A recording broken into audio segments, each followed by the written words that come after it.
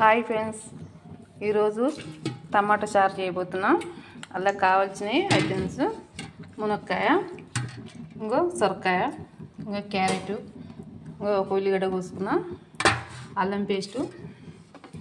ఇది ఏంటిదంటే కొంచెం బియ్యం పిండి అలా పోసుకుంటారు, చారులో బాగుంటుంది అట్లా పోస్తే. ఇంకో టమాటా చింతపండు వేసి ఉడకబెట్టిన పిసికి ఇది ఇలా ఉడకపోస్తాం. ఇవన్నీ కలిపి తాలింపు చేస్తాం. సరేనా ఫ్రెండ్స్? హాయ్ ఫ్రెండ్స్, ఇంకో ఇవన్నీ తాలింపు తీసుకున్నా. ఈ మగ్గినాక ఈ టమాటా చారు పోస్తాం.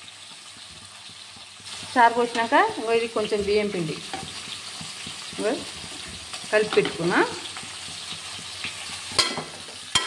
చూడండి ఎంత బాగుందో. సొరకాయ, మునక్కాయ, క్యారెట్, పచ్చిమిర్చి ఇవన్నీ వేసుకున్నాం. చారు ఇట్లా మా నాయనమ్మ చేసేది చారు, అందుకనే ఇప్పుడు నేను చేస్తున్నా. ఇది ఫస్ట్ తేడం టమాటా చారు చేయడం చేసేది, కానీ వేరేటిగా చేసేది. ఇది ఇట్లా చేస్తే బాగుంటుందని చెప్పింది, ఇట్లా చేస్తాం. ఇదిగో ఎల్లిపాయ పేస్ట్,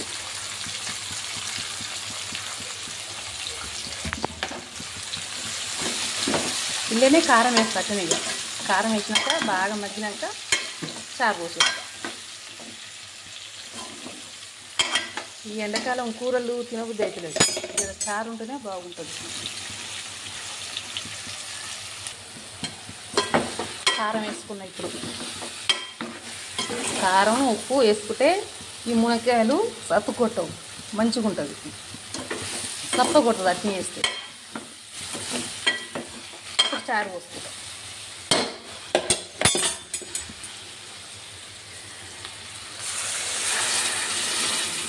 టమాటా చారు కొంచెం చింతపండు టమాటా వేసి ఉడకబెట్టి పిసికిన.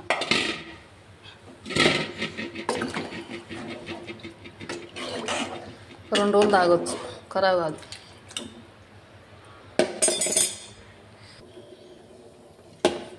ఇంకా పిండి కలుపుకున్నా కదా, పిండి కూడా పోసేస్తున్నాం.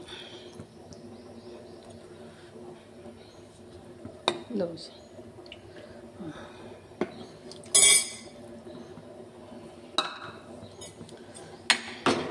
బాగా మసిలినాక కొత్తిమీర వేస్తాం. బా ఎంత బాగుందో, కలుపుతుంటేనే ఊరుతుంది. హాయ్ ఫ్రెండ్స్, ఇంకో చారు మసులుతుంది. ఇదిగో తెల్లబురుగంతా పోవాలి. ఇది పోతే చారు అయినట్టు, లేకపోతే ఖరాబ్ అవుతుంది 2 రోజులు ఉండాలంటే. ఇక కొత్తిమీర కూడా వేస్తున్నాం.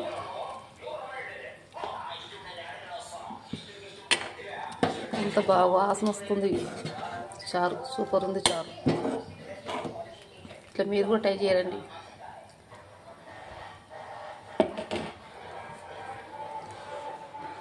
పుదీనా ఖరాబ్ అయింది ఫ్రెండ్స్, మొన్న గిల్లి పెట్టుకున్న అంతా.